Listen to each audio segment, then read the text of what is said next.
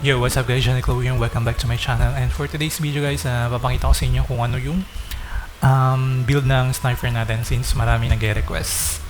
So, ang build ko nga pala dito guys is hybrid ideal falconer siya. So, ito lang yung nakita rin ako dito kasi chinek ko din. Ayun, hindi ko naman sinasabi na ito yung magandang build sa sniper, pero kung gusto nyo gayahin, wala namang problema na guys. So, sinasabi ko sa inyo na hindi ito yung malakas na build for sniper kasi hindi ko pa natest yung ibang build eh. So, yun lang. And papakita ko sa inyo kung ano yung item ko, shadow gear, rune, tas relic. Yun. So, ito lang yung item natin guys. Plus 7 pa lang, so malas tayo. Hindi ko ma-plus 13 to.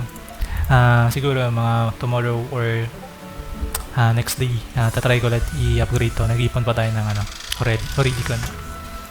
So, for headgear, angel wing, tapos yung card pa lang is hornet, dalawa. Okay, so Martin yung sa sa beard. Tapos yung sa weapon ko, level 17 na royal. Crazy Vault yung nabili natin. So, medyo malas sa royal kasi puro armor yung nakuha kong royal. Tapos yung special skill niya is whirlwind impact. Tapos, Shanstone niya yung yung may pin bow na Tapos, yung default na na card is skeleton worker or archer skeleton, or meron pa isang card dyan is pwedeng tong sidewinder. So per PvE then ito yung pang PvE ko. Okay, meron tayong mga set dyan for other pang boss hunt. So pang fire yung itong Badon, tapos pang water itong Dranwheeler. So wind, Mandragora sa sidewinder. Pwede kong gawing orc archer yan. Tapos ang orc yan, ang orc is PvP ito, or pwede kong palitan. So yun, dito sa armor, naka-dual special skill tayo para sa damage taken player minus So yun, naka-orange skill lang tayo, di tayo naka-royal set. Since free to play lang tayo, ang ginawa lang natin top up is yung first top up lang ng 60 pesos I think. Yung para makuha ko lang yung royal weapon nung level 25. So yun, nag-start yung game. Nandito ba ata yung special skill na yung may special skill na na archer, ay yung phantom archer yan. So pakita ko sa inyo na di pa tayo nag-top up after that. So yan. So hindi pa natin nagagalaw yung first top up yan. So hindi tayo nag-top up guys. Yun lang yung ginawang top up lang natin para makuha yung level 25 na royal gear. Since then asa lang tayo sa Starstone na nakuha natin sa sahod sa guild. Tapos pinambibili lang natin ng card or weapon. Okay. So sa armor, naka-orange lang tayo sa 11. Tapos yung special skill niya is damage taken from miniboss na minus. Tapos yan. Tapos rocker guard. Hindi ko pa nga na-complete ito eh. So papalitan ko rin yan. Sa weapon, same lang. Sa shoes, yan. So naka isang igira and isang mail tip card. Tapos sa accessory set natin, cold heart, saka pala, rogue treasure. Yung ignore pre-dep. Ayan yung set na kinuha ko. Then special skills sa Hawk Quadrant na orange. So winarty tayo dito. Tapos yung card niya is orc archer na dalawa. So kukompletuhin ko daw bali 4 na orc archer. Hindi pa tayo nakakuha eh. Hindi pa tayo sinswerte na makuha ulit ang dalawa pang card. So dito is yo-yo muna nilagay ko. Ayan, tapos yung special skill niya yung King Falcon, since max ng auto blitz is 45 lang. So malaking bagay to guys. So tatry ko makuha ng orange skill ng King Falcon para mas mataas yung chance na. So yun, dito back natin kumuha ko ng Grand Peko. So naghunt pa ako ng isa pang Grand Peko para mas mataas yung chance na mag-autocast yung Gloria.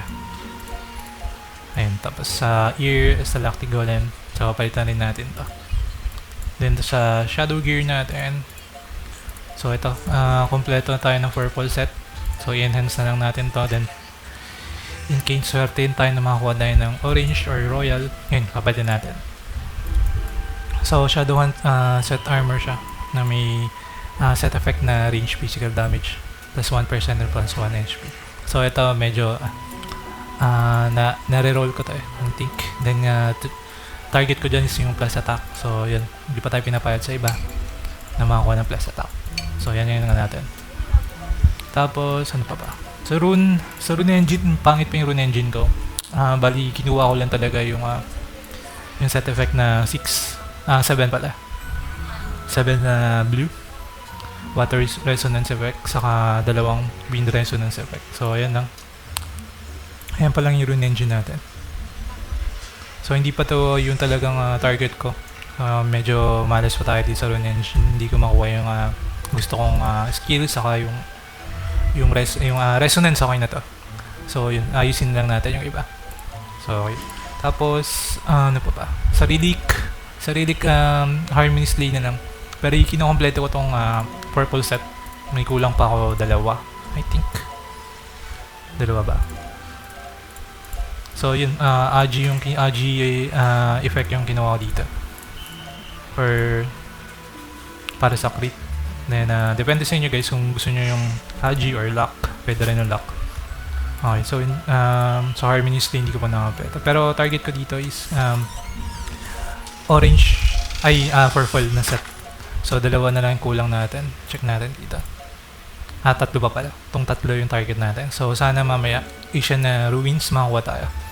Tapos, ito yung mga target na card ko pa. Then, yung bow na trip ko, kaso mahal pa eh. Wala pa tayong pambili. So, yan, nag-iipon pa tayo. So, ano pa ba ang kulang natin? Shadow Gear, Gear Refine, plus 11 lang naman. Plus 12 lang yung accessory ko. Okay, so yan. Ano pa ba?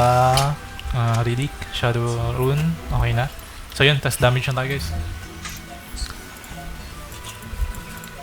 So ito yung test damage natin guys. So try ko palitan yung isang accessory kung ano yung mas better. Okay, so hindi tayo magbabuffs. Wala akong buffs. Magagawin.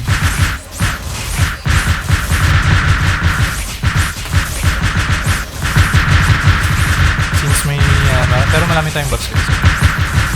And importante yung buffs. Full buffs.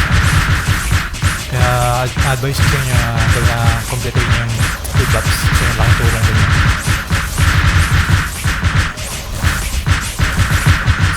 Minax ko yung AG dito, I think.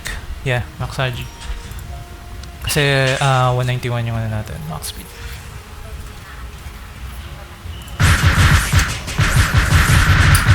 So wala tayong buff. Initip ko kasi yung kasi pag may buffs, ina-adjust na yung reset pin skill. Start natin, since free na naman yung reset. Pasalagyan natin yung dex, bababa natin yung AG. Kasi 193 lang naman yung max attack speed eh. So, templayin nyo na lang guys.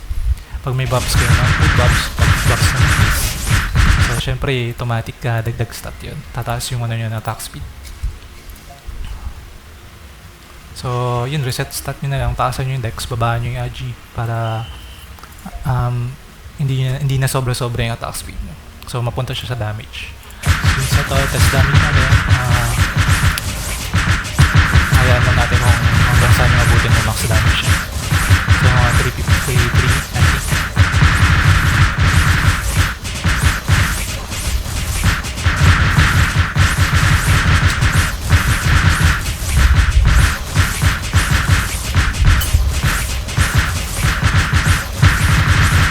So, try natin yung isang orange skill na nakuha success. So, tatanggalin natin yung ayan. So, yun yung nakuha natin. Ba't dito tayo?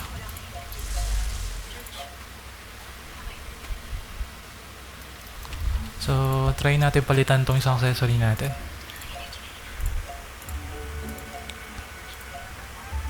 Itong Falconay.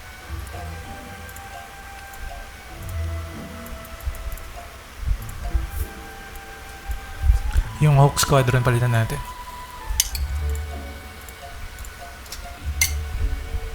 Okay, tapos check natin kung mas better siya. King Falcon, tapos Falconay, tapos Whirlwind Nipa.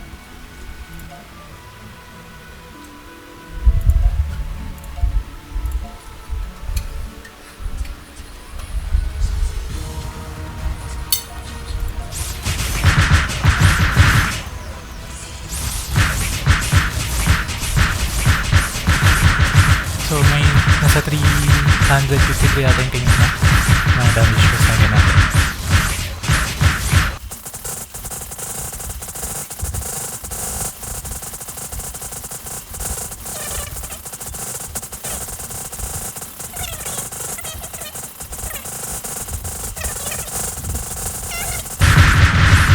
After nito guys, try natin may box.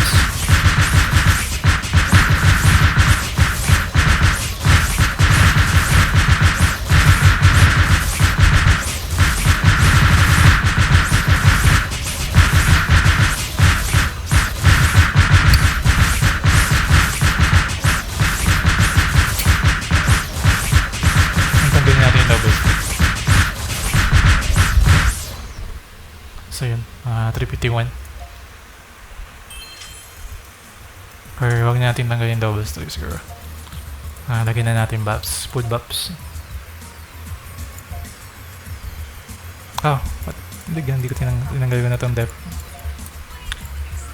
Tapos, isang awakening for... Okay, just check natin kung max speed na yun natin, 193. So, 192 pa rin.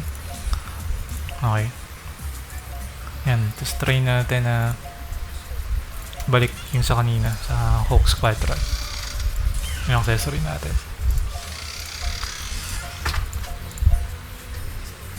Okay, so Hawk Squadron, King Falcon, saka ano yung set natin ngayon.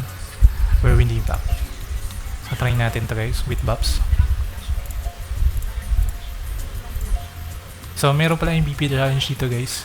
So dito yung nakuha yung mga title. So pwede nyo patayin yung solo, yung Deviling, Angeling. So makuha nyo yung title na yan. Kaya. Okay. So try natin.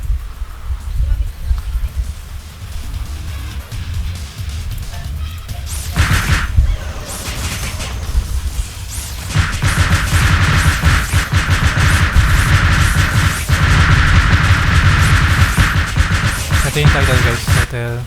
Hindi pa lang. Profile. Tapos click nyo to, yung maliit.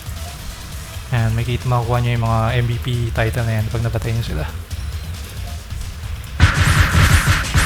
So ito yung damage natin guys, with buff na.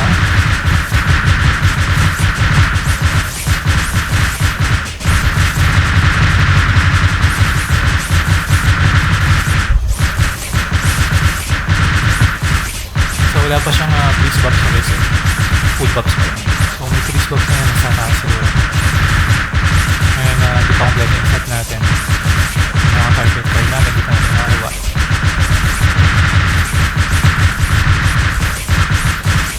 Then yun na guys, magbabago pa naman yung set natin. Then update ko kayo kung may better set skill build na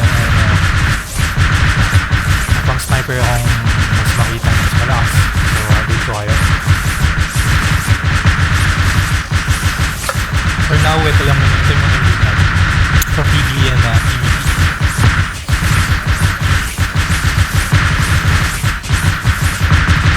So, yun. Shoutout nga pala sa mga Nova, ng Old Baron. Yan. Solid member ng Nova. Shoutout. Ano kay Boss Bigay.